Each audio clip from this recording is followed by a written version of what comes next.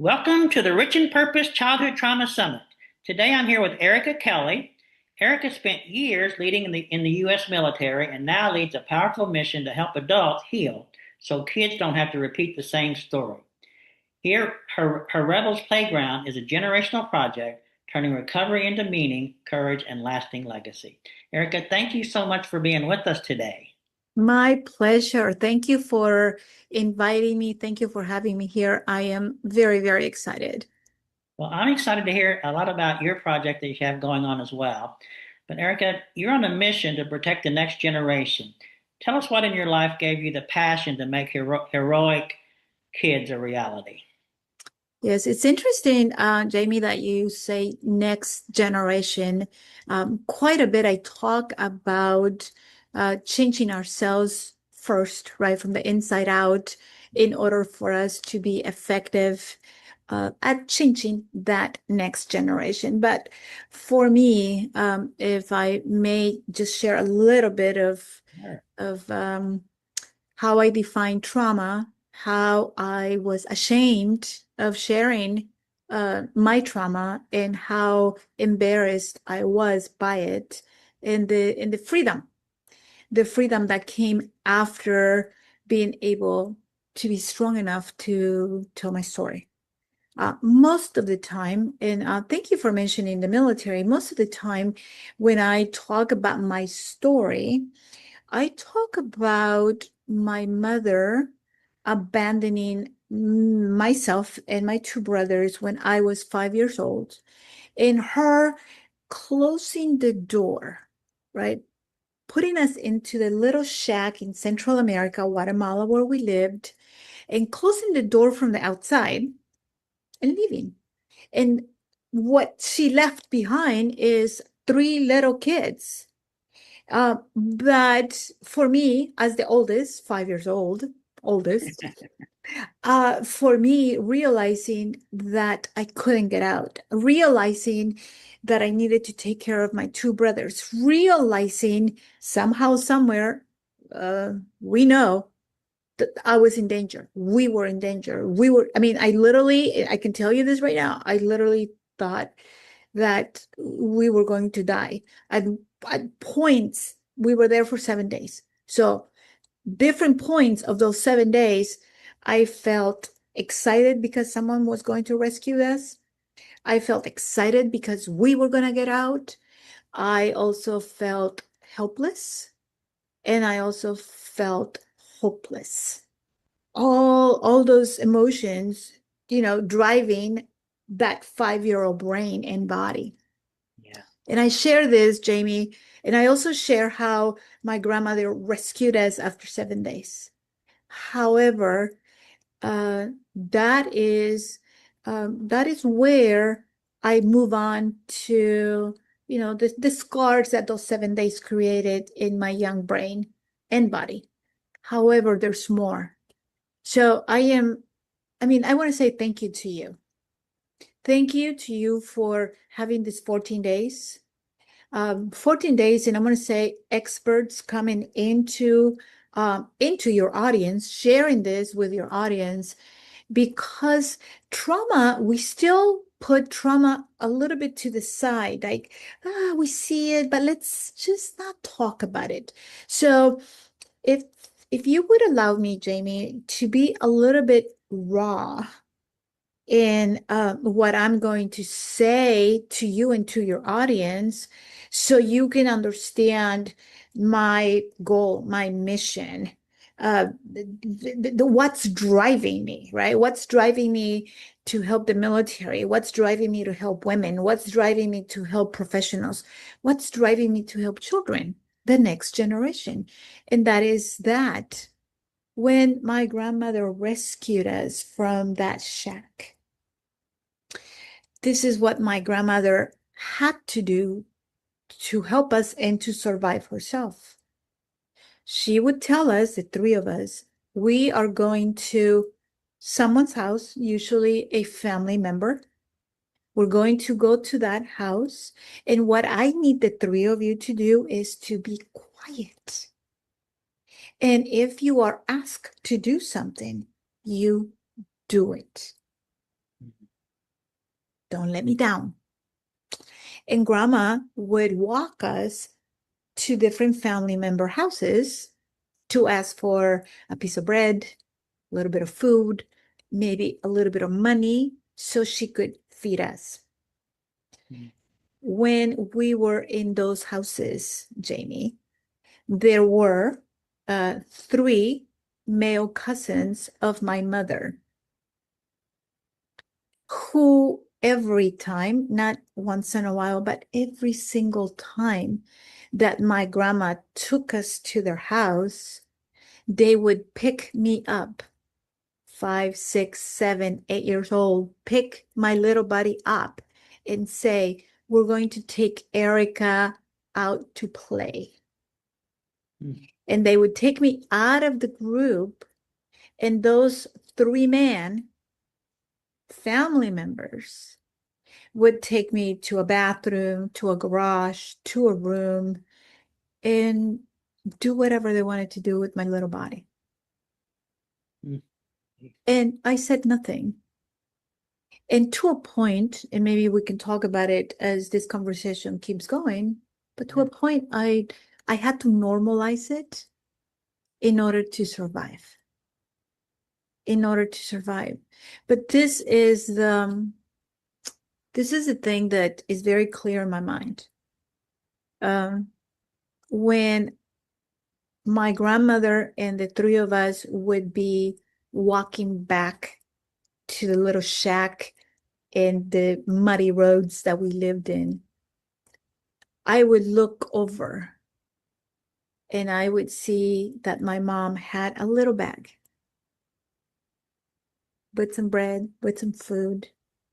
And part of me, to rationalize how horrible I felt inside because of what just happened to me, I would rationalize it and look at that little bag that my grandma carried, and I would say, I helped her. Mm. I helped the family. I'm still helping my brothers. And I rationalize it as whatever was happening, whatever those three men were doing to me, I even though I was so young, I just said, that's the price.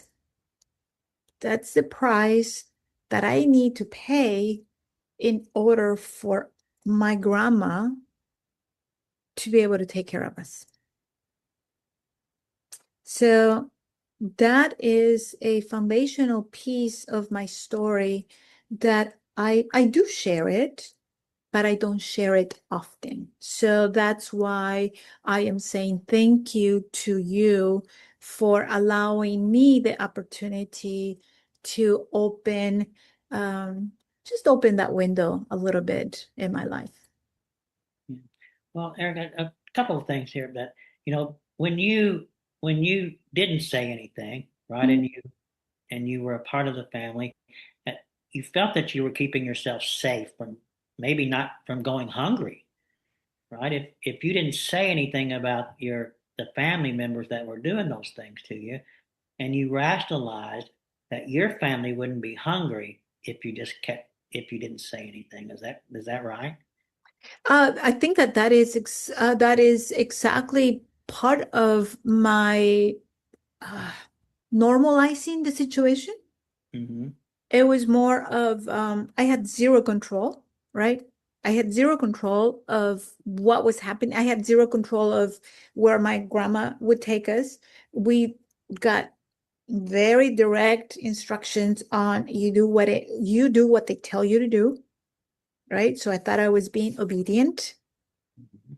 And when those things were happening to me, uh, I just kept thinking, right? Like you just said, I need to be quiet because if I'm quiet, we're going to be okay. I'm going to be okay. Yeah. Well, and you already experienced someone leaving, right? Your mother left, and now you're with your grandmother. I mean, I would assume that the thought of being abandoned again, if you said anything, would reoccur. Instead of really kind of imagining that your grandmother might help you, you imagined that you could be abandoned again, so you just didn't want to say anything, and that's the way you feel. Yes, I mean that's interesting that you say that, Jamie, because I not that you say that, I do think and believe that yes, the primary person in my life, my mom, leaves. Now I am in the care of my grandmother, and what I want to do is um to please her, to serve her, to be accepted, right? So if I say anything, or if I say something and she can no longer have a relationship with those people that she's asking for help and have been helping her, then there, I mean, I'm giving it names now, but as a 5, 6 year old, I'm sure I didn't have a name for it, but I would have then been the cause of her breaking a relationship with family members. And maybe I'm the one that would have been blamed. Because at that age, I didn't know if they were doing something wrong or I was doing something wrong. Or I just knew that it didn't feel right. But I didn't know the boundaries of what is right or wrong. Yeah. Well, and I've been to Guatemala. I actually had some parents there. Our brother-in-law's parents lived there for a few years, and we'd go there Nice. for Christmas. And I'm going to ask you a couple questions to follow up on that. But Of course. you probably had a mindset of scarcity, even though you may not have known it being a 5-year-old. But I know in Guatemala, it's like America, right? There's food and there's things everywhere. But in Guatemala, that's not the case, No. right? So if your mother struggled to get food on your table and stuff, and then you left, I mean, I can just imagine just the scarcity that was embedded in you as a 5-year-old, and especially if your grandmother did said, "Oh, don't say anything."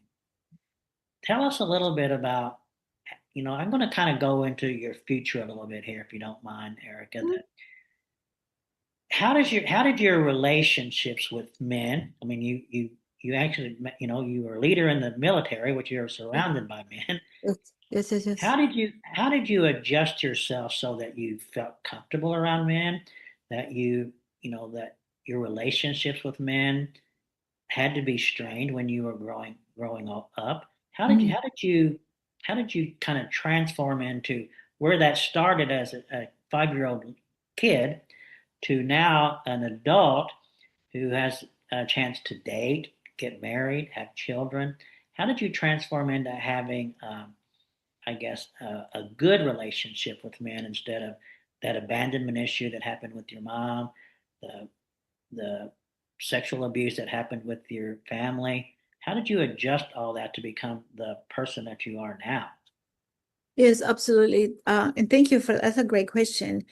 Yeah, I tell people that in Guatemala, growing up, not when I was in the shack, but also in the shack locked up, um, my brothers and I would sit on the floor and eat ants and the dirt that came with those ants, because we would have a meal, maybe once every 2 days, maybe once every 3 days, right? So that scarcity mindset, um, for sure, it was ingrained in me. And also the you need to be safe because you never know the predator has a friendly face, right? The predator has a friendly face. So once the three of us were brought to the United States, and we made that trip of walking those 1,500 miles to get to the United States, then something clicked, or if I can switched on, however you want to say it. But I knew, Jamie, that I needed to do two things to start this new transition. I was 12 years old. So now I'm 12, but I still have the programming of that 5-year-old. Yes. Yeah, right. Yes. And but I knew two things very quickly. I knew this. I needed to learn English and I needed to get an education. Mm. And in the process of doing those two things, obviously not perfect, really not perfect at all. However, I was very intentional at making one step forward. It didn't matter how painful that step was to walk forward, I was going to make it. However, did I make a lot of mistakes? My goodness, I made a lot of mistakes. I found significance. I found success. I found a family in the military. I found success, significance, and purpose, being also in law enforcement, working cases of human trafficking and human smuggling. So it's almost like all the pieces of the puzzle come together, right? So two different careers that kind of blended in, where I was able to be very effective, very productive, and significant. Significant to me in my self-growth and development, but significant to others as I'm navigating um, government agencies and also the humanity side of what I was doing. But that was not your question. Your question was my relationships with men, right? Um, Not so good, Jamie. So this is confession time, right? Because I didn't have a father role model. I didn't have a marriage model. The only thing that I have had as a model in front of me is abandonment, abuse, um, extreme poverty. So I did not learn how to have a normal relationship with a man. The only thing that I knew about men is that I needed to be quiet and I needed not to move or do anything and allow them to do whatever they wanted to do to my body. And when they were done, I could breathe and then try to have a normal whatever. Mm. So from a professional perspective, having a relationship with males did not affect my psychic. I was able to be professional, be a peer, be a friend, uh, be whatever I needed to be that special agent or to be that sergeant, that chief, or that advisor, right? And be surrounded mostly in those two careers, be surrounded mostly by men and feel, believe it or not, feel this sense of belonging and feel a sense of safety because that's what Homeland Security gave me, and that's what the military gave me, sense of security, which I always was looking for as a child. Now, let me then shift to Ericka in her personal, not career, career very well, personal way of selecting her mates, of selecting a male partner. So, three significant male partners in my life. The first one I met when I was 16 here in the United States, homeless in the streets of Las Vegas because when my mom brought us at the age of 12, by 16, she was done with me and kicked me out. For the second time. Well, the first time she abandoned me, right? Um, The second time she takes me to a country that I don't know anything about. And the third time she kicks me out to the environment. Yeah, yes, yes, yes. However, Ericka doesn't know anything, just like I said. So I meet someone that is 32. I'm 16, he's 32 years old. And I find that he's going to be the support, the protector that I need in order for me to continue with my education. I mean, education was always at top of mind. However, this gentleman was a predator. So for I don't know, I can't even tell you, Jamie, but I met him when I was 16 and I was able to break off the relationship at the age of 26. And for those years, I don't think I spent a day without some sort of bruise on my body. So he just yeah, I sometimes I tell people that with him, the control was so good. But I again, right? I normalized it. I don't. If you would have said, Ericka, how can you live like that? I'd be like, live like what? Because to me it was normal, right? Um, I would have to get up in the morning, grab a glass of water. That's all I was allowed to have in the morning. And then I would say, sir, right? Sir, not husband, sir, can I eat today? What do you want me to wear today? My hair was long, black. That was cute. That was cute.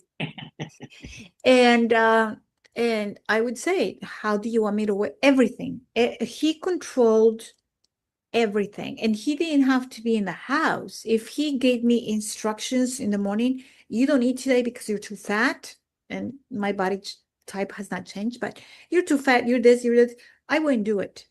So I was able, as I'm growing and gaining awareness and thinking, I need to break this pattern. It's like, what's going on, right? Generational craziness, right? I break from this very aggressive, very violent environment to jump into the second relationship. And the second relationship was with someone that was very kind, very gentle, very compassionate, very loving. And I thought, thank you, God. Right?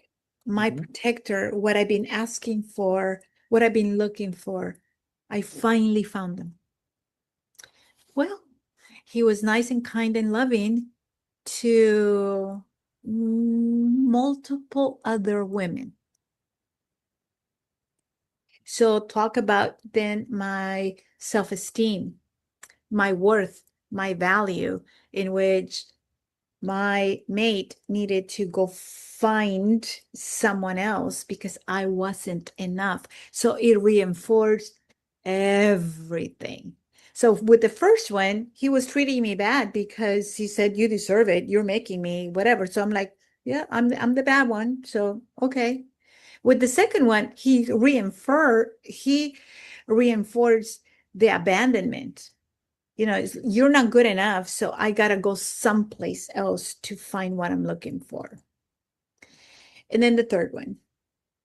And the third one was an individual who was very independent, a visionary, outgoing, loved adventure, right? And I'm like, yes, I found him, right? And I think that I would still be with him, Jamie. However, he was hurt in the job, and because of his pain, he was given medication, and because of that medication, he became addicted to that medication. So now this adventurous, visionary, loving, giving man, very generous man, then he became suicidal, homicidal, and I again was again in this weird cycle of surviving for my life. And so I give you those three examples because they're three completely different personalities, three completely different men, different types, different faces, different ways of them growing up. But the end result for me was the same.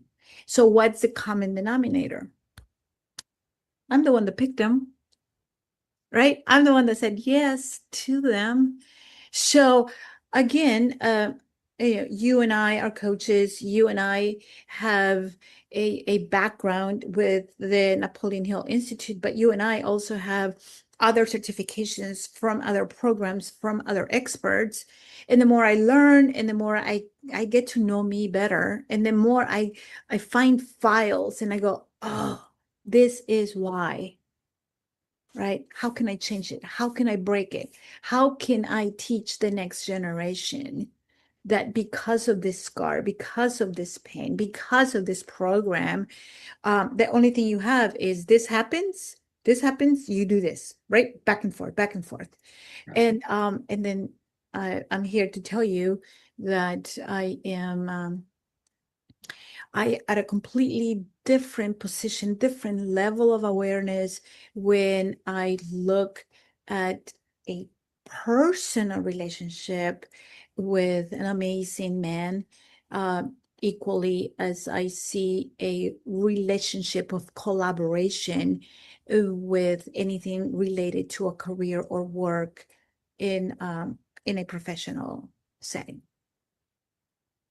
Well, I think the one thing that you have to say to everyone, right, is you have to be aware of the situation that you're in.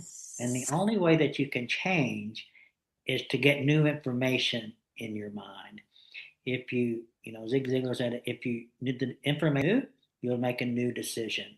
Mhm. And one thing I kind of want to ask you is that because so many times we repeat the same things. For instance, the gentleman that you met originally, right, not that good, treated you bad, Mhm.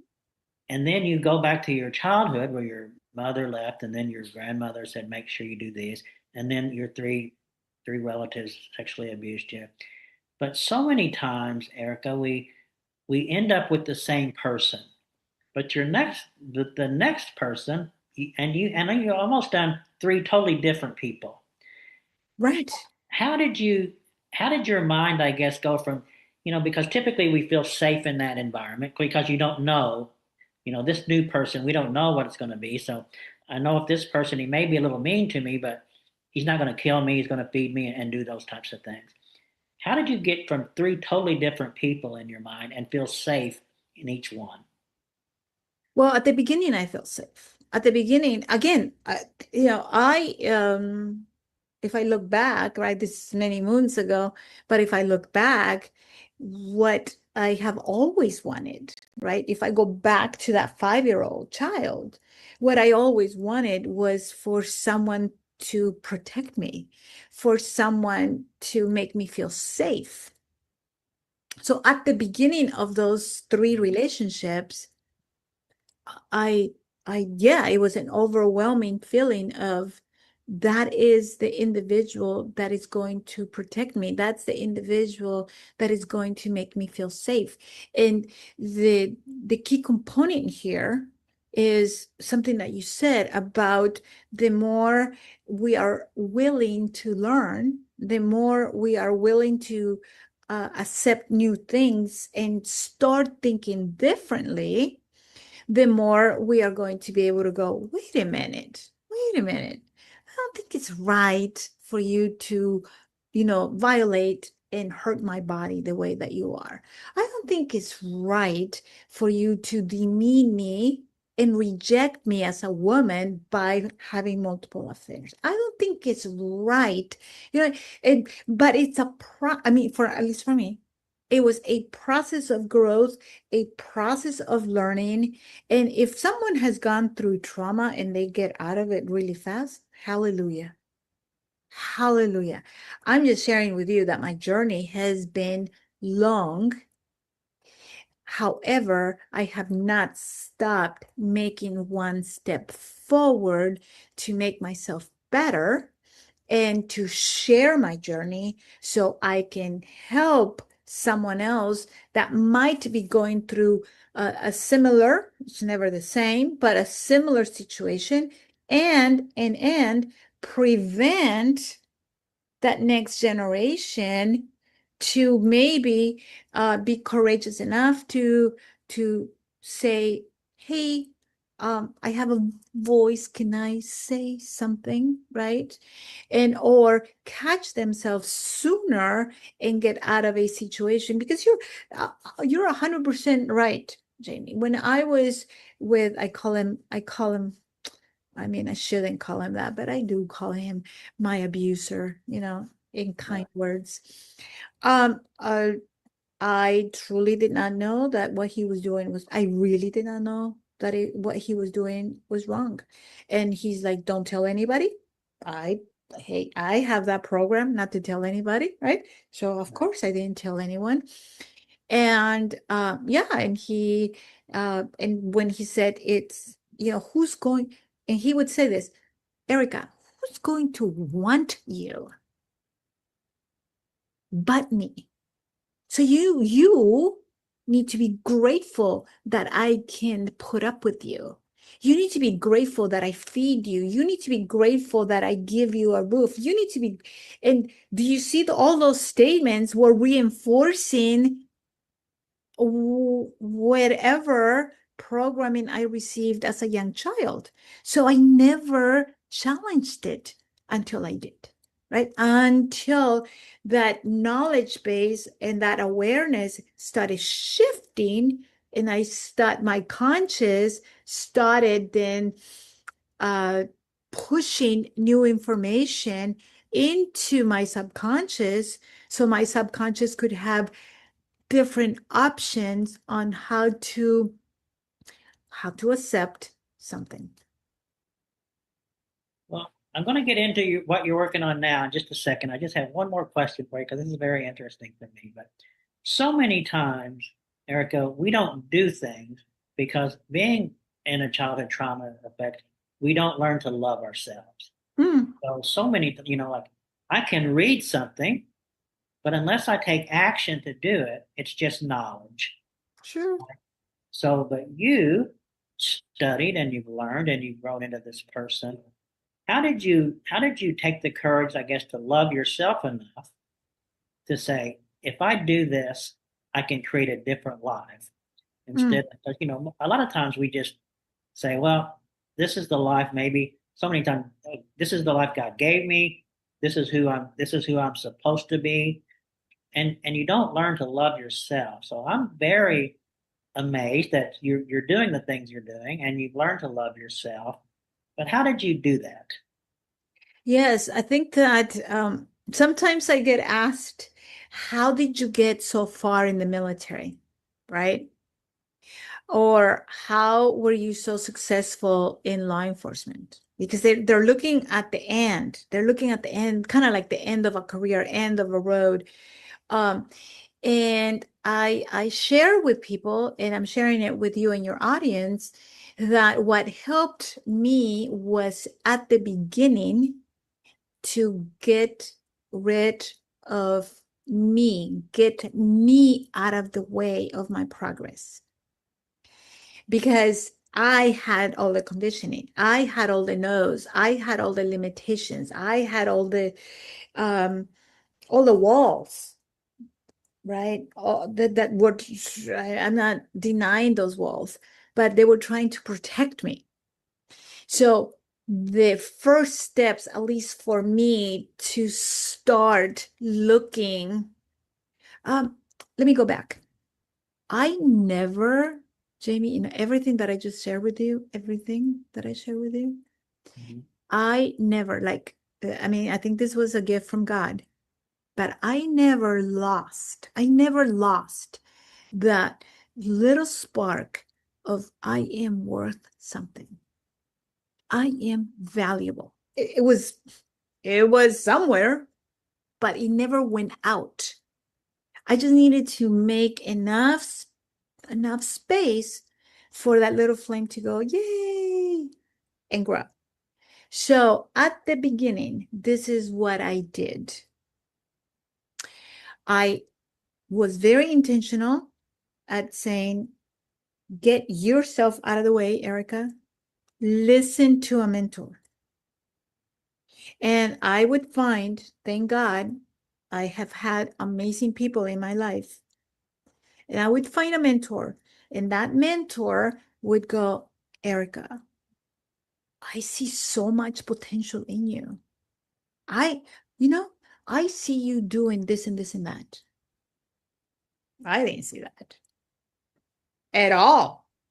However, going back to some Napoleon Hill principles, however, I borrow their faith in me. I could see that they were not lying. I could see that they were trying to help me. And I could also feel that I was getting in my way. So I was able to do two things: be strong enough to get me out of the way, and be strong enough to borrow that hand, grab that hand of faith that would pull me just a little for me to make that step, and for me to be in a new platform, a new environment, grow, learn, and go, it's possible. And for that individual to help me and work with me for as long as they could. And then for me to, again, be at a different level of growth. And then, again, just like everything else, if you're open for it, have someone else comes in your life and goes, Ericka, I see you doing this, this, and this. And for me to go, you do? And then for them to say, right, can I help you get there? And for me to be strong to say, yes, help me get there. And that's that slowly at the beginning, that's how I did it. Borrowing someone else's vision of what they saw in me as a person. And then I got to a point where I'm like, yes, I'm Ericka Kelly, right? And then I could champion my journey. I could share my journey. I could breathe and be, I'm faith bound, right? I'm Christian, so everything is centered to me. Then being able to say thank you to God for that abuse. Thank you for the days that I did not eat. Thank you for the days that I could smile. Thank you for everything, not some things, but thank you for everything. Gratitude for everything. And that's where I'm at now, right? A sense of gratitude, a sense of joy that is pretty amazing. Well, you're an amazing person just by from me getting this, but I want to say one thing Yes, is sir. that every single person, because every coach and every expert I've interviewed for this summit has went through trauma. Mm. And what happened to you? What then they all say, I changed when I found someone that believed in me and that wouldn't give up on me. Ah, And that's what your mentors did, right? yeah. You found someone that wouldn't give up on you, that loved you really for who you are, and now you're off to do great things. And I have a lot of things to ask you on your current project, but Mm. I just want you, Ericka, to kind of just tell the audience, because the one thing is that so many times like the level of trauma that you went through in another country and all those things is more than a lot of us went through. I mean, trauma can be different, but it's just, it's debilitating for what you do in the future. But really, it's how it's like anything. How do the things that happen to me turn into be something that I can help other people with? Mm. Because every coach that's a trauma coach has trauma. Because if you get a coach that doesn't have trauma, he can't take you where you want to go because he's never been where you were. So you have to get someone that's kind of went through the same thing. So tell us a little bit, Ericka, about your new project and what you're doing to protect the kids from leading the life that you led. So tell us what you're doing right now. Right. So I'm doing multiple things. Um, I here in California, I am taking a very active steps into visiting high schools where they tag some of the students as high risk students, right? And because I'm in Southern California, some of those students are either the immigrant or first generation, not just Hispanic, but first generation immigrants. And some believe high school is not even important. What I need to do is survive, right? Because they're in that survival mode phase of their life journey. So I'm taking a very specific steps at showcasing and being very vulnerable with my story and in sharing with them, this is what helped me, right? Everybody has their own journey, but I can say as a mentor, this is what helped me get through exactly what you're going through, right? Exactly what you're thinking right now. And that has been very fulfilling. But I'm doing something very new. Um, I'm going to share this with you. Yeah. Okay. I want to share this with you. I went to a conference maybe 6 months ago or so. And I don't know if you can read this. It says 100 children. Um, Also, another coach, another fellow coach, gives me this piece of paper, right? And says to me, I mean, I guess coaches coach each other once in a while. I don't Well, know. I don't know how we do that, but we do it. Nonetheless, he gives me this piece of paper and says, write the first thing that comes into your mind. First thing that comes into my mind is 100 children. So I wrote it. I didn't even know what it meant. And then I started thinking. And as I as I was walking as a child, right, 12 years old, walking to the United States, um, eating ants, on the floor, growing up in the United States, going through some really not good things. I kept thinking, but I put it away. But once in a while, this thought would come in. I'm not going to have, how can I? How can I find a way of another child not being hungry? How can I find a way of protecting? How can I be the one that gives that protection? How can I give someone that safety that I'm looking for? Mm? Throughout my life, Jamie. But I never put it together until Arthur, that's my coach friend's name. Arthur says, write this down. I write it down and then I go, oh, so where the 100 children comes from is that now that I have this level of awareness, I mean, I still have a lot more to go, but I'm in a really nice spot right now. This is what I'm thinking. And, you tell me or your audience tells me, but I'm like super excited about it.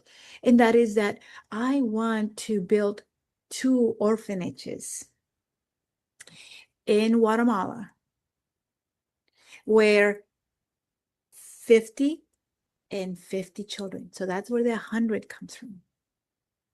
So I close my eyes and I see these 2 establishments where those kids are going to be protected. They're going to be safe. They're going to learn to break that cycle of violence, that cycle of abuse, that cycle of having a very poor way of, instead of thinking, I have nothing, think abundance. Yeah. So that's where I'm at with when it comes to the next generation. I am thinking of a way of making that a reality. Do I know the how yet? Negative. But man, do I have the vision.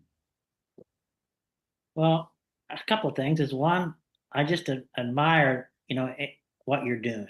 And it always comes to what we went through. I mean, I started Rich in Purpose because I didn't want someone that had went through childhood trauma to end up being by themselves. So I Mm-hmm. started the community of Rich in Purpose, teaching the Think and Grow Rich principles so that they can see vision and go higher. But and we're setting up a nonprofit so that if someone is about ready to get their electric turned off, we're going to help them, right? Because so many times we become alone, right? When you go through things, you put a mask on, you don't want people to know about it. So you end up not doing the great things sometimes that God put you here for.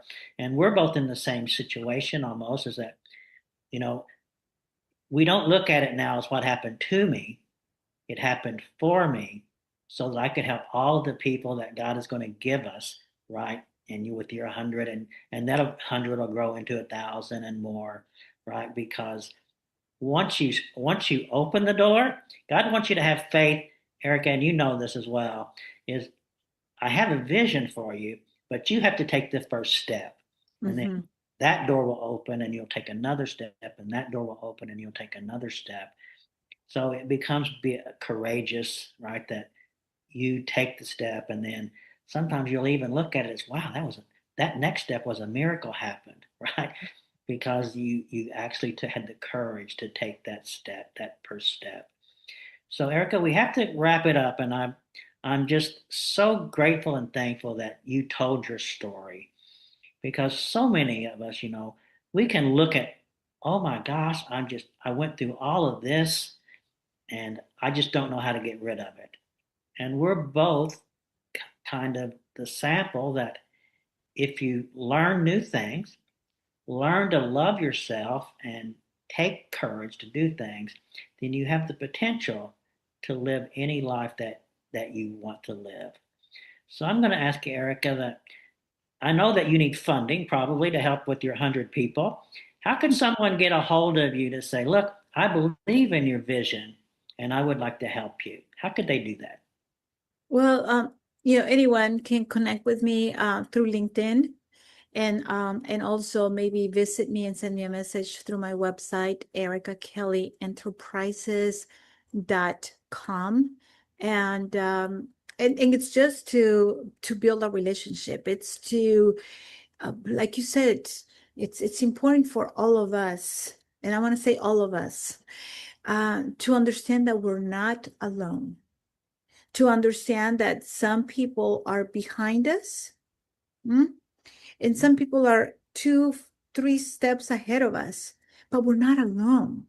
And sometimes the easiest way to deal with things is to isolate, because that's my thing, right? And say and think and just create our own story of I'm alone, right? Or no one would understand. And I think that you and I and everybody else that you have uh, in this 14 days of goodness is that everyone is sharing with your audience that it doesn't matter. Please hear me, right? It doesn't matter what your situation is, what your condition is, what your situation is right now. All that doesn't, I'm not saying that it's not your present, because it is, but it doesn't matter to create the future where you find yourself at a place that you love, right? What would you love out of life? And if you can close your eyes and say, I would love to feel healthy. I would love not to feel this anger inside of me. I would love to, whatever you would love. I think you are saying it with everyone here, but I'm saying it right now. You're magnificent, and everything that you would love is possible. And again, you know that you're worthy to, Mm. because a lot of times people will dream, but they think, and then they'll have friends that are trying to say, you're right, that's too big for you to think about. But so, love yourself, get a mentor, get in a mastermind, and know that, like Napoleon Hill, if you believe it and you can see it, it can come true. So just believe that you're worth it, that once you get the vision, right, then God will put people into your life that can help you. But if Mm. you don't have a vision and you just wake up every day and go through the same patterns, then you're right, life won't change. Right. But if So you get a little bit is that, yeah, it's that action. We need to have all those things. We need to have that mentor. We need to have that awareness. We need to have all that knowledge. We need to read all those beautiful books. Yeah. yeah, However, I promise you, nothing is going to happen unless we take action and we take that one step forward into what we want. you know, I used to listen to a lot of Dennis Waitley, and he said, "There's educated derelicts on every corner." Right? Amen. If all you do is seek information and you don't take any action with it, whether it be 8 years, 2 years, 1 year, whatever, you're going to be in the same place. I agree. So believe in yourself, love yourself, find you a mentor, get a mastermind, and then the world is your oyster. Yes, But yes, yes, yes. Ericka, thank you so much. I mean, I think that just your story and to see where you're at now, and it's not unusual that you're helping people in Guatemala, right? Because that's where your trial started. Yes. So I'm this is the first time I've ever met you, but I admire you, and I think that Thank you're you. going to do great things. And I think the story that you told our audience today is just like, wow, if she did that, then I can do it too. So I thank you for your inspiration. I thank you for what you're doing with your special project in Guatemala. And I'm just grateful and happy and grateful that I got a chance to meet you. Thank you so much, Ericka, for being a part of our summit. Well, the pleasure was mine. Again, I am I got to, or I have to uh tailor sometimes where and how I share my story. And so Thank you for allowing me to be vulnerable, and thank you for allowing me to share little pieces of my life with your audience. So I Thank you. appreciate it. The one thing Brene Brown says, if you're vulnerable, the vulnerability is your superpower. So if you'll become vulnerable, that becomes your superpower. And again, more doors will open for you. So thank you again so much, Eric. I really appreciate it. Appreciate you. Thank you.